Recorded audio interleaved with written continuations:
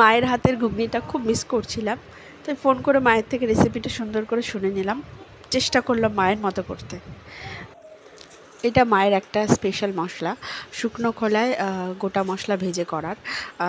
একটা এলাচ, একটু জিরে, ধনেটা দিতে হয়, সেটা আমি গুঁড়োটা অ্যাড করব। একটু নুন, গোলমরিচের গুঁড়ো অ্যাড করে আমি মিক্সিতে ডাস্ট করে নেবো একটা। এটা রান্নাতেও ইউজ হবে এবং পরে সার্ভ করার সময় ইউজ করছি। অ্যাকচুয়ালি কি, বাবা মায়ের মতো আমরা যতই হওয়ার চেষ্টা করি কিন্তু কোনো দিনই সেটা পারবো না জানি।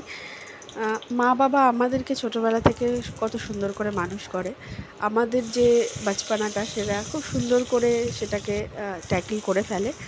কিন্তু একটা কথা আছে যে মানুষ যত বড় হয়, যত বয়স হয়, তত বাচ্চা হয়ে আসে।